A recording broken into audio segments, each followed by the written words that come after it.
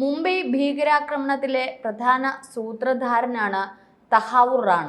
വലിയ ചർച്ചയും വിവാദവും ഒക്കെ ആയിക്കൊണ്ടിരിക്കുകയാണ്.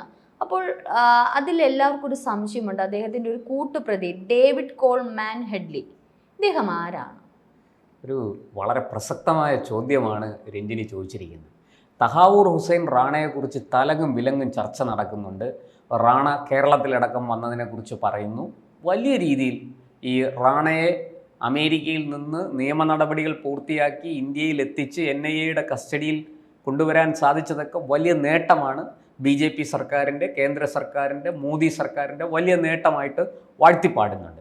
പക്ഷേ ഇതിൻ്റെ ഇടയിൽ മറഞ്ഞുപോയ ഒരാളുണ്ട്, അധികം ചർച്ച ചെയ്യപ്പെടാതെ പോയ ഒരാളുണ്ട്. ആ ആൾ ഈ കേസിലെ റാണയുടെ കൂട്ടുപ്രതി അല്ലെങ്കിൽ ബാല്യകാല സുഹൃത്തു കൂടിയായ ഡേവിഡ് കോൾമാൻ ഹെഡ്ലിയാണ്. ഒരു അമേരിക്കൻ പൗരനാണ് എന്ന് നമ്മൾ കരുതുന്ന ഈ ഡേവിഡ് കോൾമാൻ ഹെഡ്ലി ശരിക്കും ഡേവിഡ് കോൾമാൻ ഹെഡ്ലി അല്ല. അയാളുടെ ശരിക്കുള്ള പേര് മറ്റൊന്നാണ്. അത് സയ്യിദ് ദാവൂദ് ഗിലാനി എന്നാണ്. ഈ സയ്യിദ് ദാവൂദ് ഗിലാനിയുടെ വേരുകൾ അന്വേഷിച്ചു പോയാൽ നമ്മൾ എത്തി നിൽക്കുന്നത് ലഷ്കർ-ഇ തോയ്ബയിലും അതിനു മുമ്പ് അമേരിക്കയിലെ പാക് നയതന്ത്ര ഉദ്യോഗസ്ഥനിലുമാണ്. ഒരു അമേരിക്കക്കാരിക്ക്, വെള്ളക്കാരിക്ക്, പാക് നയതന്ത്ര ഉദ്യോഗസ്ഥന് ഒരു അമേരിക്കൻ വെള്ളക്കാരിയിൽ ജനിച്ച മകനാണ് ഡേവിഡ് കോൾമാൻ ഹെഡ്ലി അഥവാ സയ്യിദ് ദാവൂദ് ഗിലാനി. ഈ സയ്യിദ് എന്നുള്ള പേരിനൊരു വളരെ പ്രാധാന്യമുണ്ട് കേട്ടോ. അതിലേക്ക് ഞാൻ പിന്നീട് വരാം. എന്തായാലും അങ്ങനെയുള്ള ഈ ഹെഡ്ലി അഥവാ ഗിലാനി, ഈ ഗിലാനി എങ്ങനെ ഈ കേസിൽ കൂട്ടുപ്രതിയായി? ഈ ഗിലാനിയുടെ മറ്റ് ആക്ടിവിറ്റീസൊക്കെ എന്തായിരുന്നു? ഈ ഗിലാനി ശരിക്കും എങ്ങനെ ഭീകരവാദിയായി മാറി? ഇയാളെ ആര് പരിശീലിപ്പിച്ചു? ഈ ചോദ്യങ്ങൾക്കെല്ലാം ഉത്തരം തേടേണ്ടതുണ്ട്. വളരെ രസകരവും അതേസമയം സ്തോഭജനകവുമാണ്. വലിയ രീതിയിൽ നമ്മളെന്താ പറയേണ്ടത്, ഒരു വലിയ കുറ്റാന്വേഷണ കഥ വായിക്കുന്നത് പോലെ അല്ലെങ്കിൽ അങ്ങനത്തെ ഒരു സിനിമ കാണുന്നത് പോലെ വളരെ ആകാംക്ഷ ജനിപ്പിക്കുന്ന ഒരു ജീവചരിത്രമാണ് ഈ ഹെഡ്ലിയുടെ അഥവാ ഗിലാനിയുടേത്. ഈ ഗിലാനി എന്നുള്ള പേര് നമ്മൾ കേൾക്കുന്നത് എവിടെയാണ്? കാശ്മീരിലെ വിമോചന പോരാളികൾ എന്ന് പറഞ്ഞ് കാശ്മീരിൽ അശാന്തി വിതച്ച, കാശ്മീരിൽ ഭീകരവാദം വളർത്തിയ ചില ആൾക്കാരുടെ പേരുകളിൽ നമ്മൾ ഈ ഗിലാനി കേട്ടിട്ടുണ്ട് അല്ലേ? അതുപോലെ ഈ സയ്യിദ് നമ്മൾ എവിടെ കേട്ടിട്ടുണ്ട്? ഹാഫിസ് സയ്യിദ്, അതായത് ലഷ്കർ-ഇ തോയ്ബയുടെയും ജെയ്ഷെ മുഹമ്മദിൻ്റെയും ഒക്കെ സ്ഥാപകൻ ഹാഫിസ് സയ്യിദ്. ഈ സയ്യിദ് വേറൊരു സ്ഥലത്ത് കൂടെ ഉണ്ട് ഈ അടുത്ത കാലത്ത്. എവിടെയാണെന്ന് പറയൂ, ഉറക്കെ പറയൂ. എമ്പുരാൻ സിനിമയിൽ നായകന്റെ പേര് സയ്യിദാണ്, സയ്യിദ് മസൂദ്. അതായത് ഹാഫിസ് സയ്യിദിന്റെ സയ്യിദും ഈ ഡേവിഡ് കോൾമാൻ ഹെഡ്ലി അഥവാ സയ്യിദ് ദാവൂദ് ഗിലാനി എന്ന് പറയുന്നതിലെ സയ്യിദും, അതുപോലെ തന്നെ ലഷ്കർ-ഇ തോയ്ബയുടെ ഇന്നത്തെ തലവൻ മസൂദ് അസർ, അങ്ങനെയുള്ള മസൂദ്, സയ്യിദ് മസൂദ്, ആ രണ്ട് പേരുകളാണ് എടുത്ത് ഒരു മലയാള സിനിമയുടെ നായകന് കൊടുത്തിരിക്കുന്നത്. നോക്കൂ, ഈ ഹെഡ്ലി അഥവാ ഈ ഗിലാനി കേരളത്തിൽ എത്ര തവണ വന്നിട്ട് പോയി എന്നുള്ളതിൻ്റെ രഹസ്യം വെളിപ്പെടാൻ പോവുകയാണ്. ഔദ്യോഗികമായിട്ട് തന്നെ ആ വിവരങ്ങൾ പുറത്തു വരും താമസിയാതെ. NIA അത് പുറത്തു വിടും. കേരളത്തിൽ അയാൾ ആരെയൊക്കെ കണ്ടു, എവിടെയൊക്കെ പോയിരുന്നു. റാണ മാത്രമല്ല കേരളത്തിൽ വന്നത്, ഈ അമേരിക്കൻ പൗരനായ ഈ ലഷ്കർ-ഇ തോയ്ബ ഭീകരൻ, ഈ ജിഹാദി കേരളത്തിൽ വന്നിരുന്നു എന്നുള്ളതാണ് സത്യം. അതിൻ്റെ തെളിവുകൾ താമസിയാതെ പുറത്തു വരും ഔദ്യോഗികമായി തന്നെ. ഇരിക്കട്ടെ, ഈ പാക് നയതന്ത്ര ഉദ്യോഗസ്ഥന് അമേരിക്കൻ വെള്ളക്കാരിയിൽ ജനിച്ച മകനെയും കൂട്ടി മകൻ ചെറുപ്പം ബാല്യമായിരുന്നപ്പോൾ തന്നെ പാകിസ്ഥാനിലെത്തി.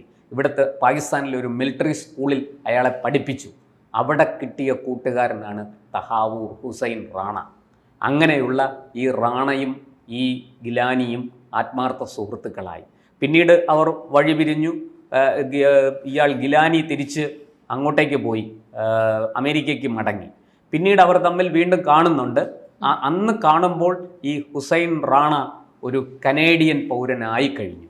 ഈ കനേഡിയൻ പൗരൻ വ്യക്തമായ ഉദ്ദേശത്തോടു കൂടി ഈ ഹെഡ്ലിയുമായിട്ട് അഥവാ ഗിലാനിയുമായിട്ട് ചേരുന്നു. ഇവരെ രണ്ടുപേരെയും പരിശീലിപ്പിച്ചത് ലഷ്കർ-ഇ തോയ്ബയാണ്, അല്ലെങ്കിൽ പാകിസ്ഥാനിലെ ചാരസംഘടനയായ ISI ആണ് ഈ രണ്ടുപേരെയും തമ്മിൽ കോർത്തെടുത്തത്. അതായത് ലക്ഷണമൊത്ത ജിഹാദികളാക്കി ഈ രണ്ടുപേരെയും വാർത്തെടുത്തതിൻ്റെ പുറകിൽ പാക് ചാരസംഘടനയായ ISIക്ക് വലിയ പങ്കുണ്ട്. ഇതിൻ്റെ എല്ലാം വിവരങ്ങൾ പുറത്തു വരാനുണ്ട്. ഈ 1998 തന്നെ ഇയാൾ ഒരു കേസിൽ പെട്ട് അറസ്റ്റിലായി. ആ കേസ് എന്താണെന്നും കൂടി അറിയണം. അതായത് അമേരിക്കയിലേക്ക് വലിയ തോതിൽ വില കൂടിയ മയക്കുമരുന്ന് പാകിസ്ഥാനിൽ നിന്ന് കടത്തി എന്നുള്ളതാണ് കുറ്റം. ആ കുറ്റത്തിന് പിടിക്കപ്പെട്ട ഗിലാനി അഥവാ ഹെഡ്ലി അവിടെ 2 വർഷം തടവിന് ശിക്ഷിക്കപ്പെട്ടു. അങ്ങനെ ജയിലിൽ കിടന്നു. പുറത്തു വന്ന 2001 പുറത്തു വന്ന അയാൾ പിന്നീട് അവിടെ നിന്ന് പാകിസ്ഥാനിലേക്ക് വന്നു. 2005 വരെ ഏതാണ്ട് 5-ലധികം ഭീകര ക്യാമ്പുകളിൽ അയാൾ പങ്കെടുത്തു, പരിശീലനം നേടി എന്നാണ് രഹസ്യാന്വേഷണ വിഭാഗം കണ്ടെത്തിയിരിക്കുന്നത്. ഇതൊക്കെ വളരെ മുമ്പ് തന്നെ, അതായത് മുംബൈ ഭീകരാക്രമണം ഉണ്ടായി മാസങ്ങൾക്കുള്ളിൽ തന്നെ നമ്മുടെ ഏജൻസികൾ കണ്ടെത്തിയ രഹസ്യമാണിതൊക്കെ. ഈ അജ്മൽ കസബിനെ ചോദ്യം ചെയ്തതിൽ നിന്ന് കിട്ടിയ വിവരങ്ങൾ, അയാളെ ജീവനോടെ പിടിക്കാൻ സാധിച്ചതാണ് ഭാരതത്തിൻ്റെ ഏറ്റവും വലിയ വിജയം. ഇല്ലെങ്കിൽ അതിൻ്റെ കഥ മറ്റൊന്നാകുമായിരുന്നു. നമ്മുടെ രാഷ്ട്രം ഛിന്ന ഭിന്നമായി പോയതിന് അത്ര വലിയൊരു ഗൂഢാലോചനയാണ് ഇതിൻ്റെ പുറകെ നടന്നിരിക്കുന്നത്. എന്തായാലും ആ ഒരു സ്ഫോടനത്തിന്റെ അന്ന് തന്നെ കയ്യിൽ ചരടൊക്കെ കിട്ടിയ അജ്മൽ കസബൊക്കെ അങ്ങനെയായിരുന്നു. ഹിന്ദു ചിഹ്നങ്ങൾ നെറ്റിയിൽ കുറിയുണ്ടായിരുന്നു. അതെ വലിയ അല്ല, മതം മാത്രമല്ല, ഹിന്ദു ഭീകരത എന്ന് പറയുന്ന ഒന്നുണ്ട് എന്നല്ലോ. ഇന്നുവരെ ഹിന്ദുക്കൾ ഒരു ഭീകര പ്രവർത്തനവും നടത്തിയിട്ടില്ല. അത് മറ്റൊരു വിഷയമാണ്, ഞാനിപ്പോൾ അതിലേക്ക് പോകുന്നില്ല. പക്ഷേ ഹിന്ദുക്കളെ ഭീകരന്മാരാക്കി ചിത്രീകരിച്ച് ഇസ്ലാമിക ഭീകരത പോലെ ഇന്ത്യയിൽ ഹിന്ദു ഭീകരതയുണ്ട് എന്ന് വരുത്തി തീർക്കാനുള്ള വലിയ ഗൂഢാലോചനയായിരുന്നു. രാജ്യാന്തര മാനങ്ങളുള്ള ഒരു ഗൂഢാലോചനയായിരുന്നു. കേവലം പാകിസ്ഥാൻ മാത്രം അതിൽ പങ്കെടുത്തു എന്ന് ഞാൻ കരുതുന്നില്ല. ഇന്ത്യക്കുള്ളിൽ നിന്നും അതുപോലെ അമേരിക്കയിൽ നിന്നും അതുപോലെ കാനഡയിൽ നിന്നും ഒക്കെ അതിൽ ഭാഗഭാക്കായിട്ടുണ്ട്. ആ ഗൂഢാലോചനയിൽ പങ്കുചേർന്ന ആൾക്കാരുണ്ട്. അവർ നടത്തിയ ആസൂത്രിതമായ കൂട്ടക്കുരുതിയാണ് ഈ മുംബൈ ഭീകരാക്രമണം.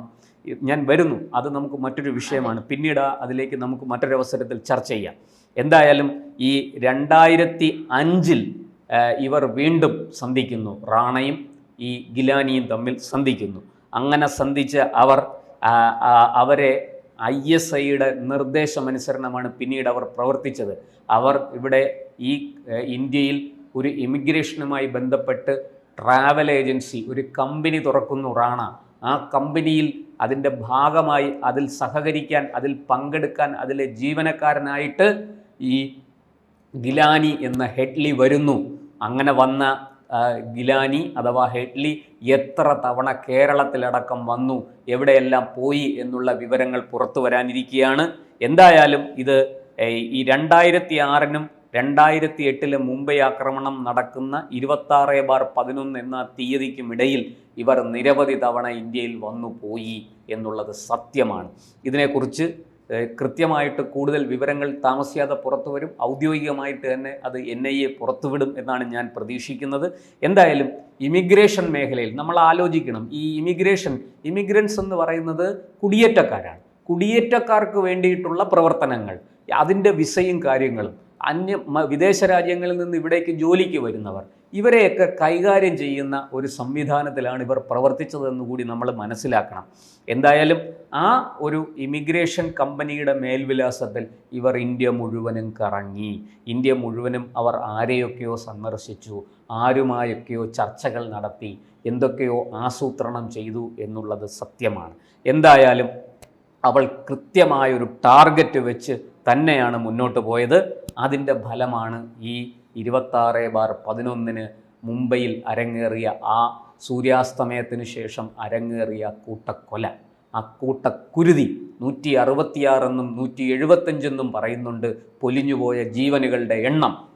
അത്രയും പേരുടെ ആത്മാവിന് ശാന്തി കിട്ടണമെങ്കിൽ ഇതിൻ്റെ ഈ ഹെഡ്ലിയുടെയും അഥവാ ഹെഡ്ലി എന്ന ഗിലാനിയുടെയും ഈ തഹാവൂർ ഹുസൈൻ റാണയുടെയും പുറകിലുള്ള ബുദ്ധി കേന്ദ്രങ്ങളെ പുറത്തു കൊണ്ടുവരേണ്ടിയിരിക്കുന്നു. ഇന്ത്യയിൽ ആരൊക്കെയാണ് അവരെ സഹായിച്ചത്, ഏതൊക്കെ രാഷ്ട്രീയക്കാർക്ക് അവരുമായിട്ട് ബന്ധമുണ്ട്, ഏതൊക്കെ ഈ പറയുന്ന നമ്മുടെ ഏജൻസികൾ, ഒരു പക്ഷേ അന്നത്തെ ചില നമ്മുടെ ഏജൻസികളുടെ വീഴ്ച മുതലെടുത്ത് അല്ലെങ്കിൽ അവരെ വഞ്ചിച്ച് അവരെ പറ്റിച്ച് ഇവിടുത്തെ രാഷ്ട്രീയ നേതൃത്വം, അന്ന് ഇന്ത്യ ഭരിച്ചിരുന്നത് ആരാണെന്ന് നമുക്കറിയാം, UPA സർക്കാരാണ്. അങ്ങനെയുള്ള UPA സർക്കാരിലെ ആർക്കൊക്കെ ഇതുമായിട്ട് ബന്ധമുണ്ട്, നമ്മുടെ ഏജൻസികളുടെ വായ് മൂടിക്കെട്ടി അവരുടെ കൈകളും കാലുകളും കെട്ടി അവരെ ഒന്നും ചെയ്യാൻ ശേഷിയില്ലാത്തവരാക്കി മാറ്റി ഈ നാട്ടിലെ സുരക്ഷാ സേനയെ, പോലീസിനെ, അന്വേഷണ സംവിധാനത്തെ ഒക്കെ വെറും നോക്കുകുത്തികളാക്കിയ ആ രാഷ്ട്രീയ നേതൃത്വം അവർ ഇതിന് സമാധാനം പറയേണ്ടി വരും. അത് തീർച്ചയാണ്. എന്തായാലും നമുക്ക് കാത്തിരിക്കാം. ഗിലാനിയെക്കുറിച്ചുള്ള കൂടുതൽ വിവരങ്ങൾ പുറത്തു വരും, അതിൽ സംശയമില്ല. അതുപോലെ തന്നെ റാണയ്ക്കും ഏറെ പറയാനുണ്ട്. കേരളവുമായിട്ട് എന്താണ് ബന്ധം? ഈ ഹെഡ്ലി അഥവാ ഗിലാനി, റാണ ഈ രണ്ടുപേരും കേരളത്തിൽ ആരെയൊക്കെ കണ്ടു, കേരളത്തിൽ നിന്ന് എന്തൊക്കെ സഹായമാണ് അവർക്ക് ലഭിച്ചത്, ഏതൊക്കെ രാഷ്ട്രീയ പാർട്ടികൾ ഇതിൻ്റെ പുറകിൽ ഉണ്ടായിരുന്നു എന്നൊക്കെയുള്ള വിവരങ്ങൾ വളരെ കണിശമായും പുറത്തു വരും എന്ന് തന്നെയാണ് ഞാൻ പ്രതീക്ഷിക്കുന്നത്. എന്തായാലും മോദി സർക്കാരിൻ്റെ കിരീടത്തിലെ ഒരു പൊൻതൂവലാണ് റാണയെ നാട്ടിലെത്തിക്കാൻ, ഈ ഇന്ത്യയിലെത്തിച്ച് വിചാരണ നടത്താനുള്ള ഈ ഒരു അവസരം നമുക്ക് ലഭിച്ചതിലൂടെ ഒരു പൊൻതൂവൽ കൂടി ചാർത്തപ്പെടുകയാണ് മോദി സർക്കാരിൻ്റെ കിരീടത്തിൽ. എന്തായാലും നമുക്ക് കാത്തിരിക്കാം. ഈ ഹെഡ്ലി എന്ന ഗിലാനിയും അതുപോലെ തന്നെ റാണയും, ഇവർക്ക് മുകളിൽ ഒരു ഗോഡ് ഫാദർ ഉണ്ടെങ്കിൽ ആ ഗോഡ് ഫാദർ ആരാണെന്നും കൂടി നമുക്ക് അറിയേണ്ടതുണ്ട്. അത് വൈകാതെ പുറത്തു വരും എന്ന് തന്നെയാണ് എൻ്റെ പ്രതീക്ഷ.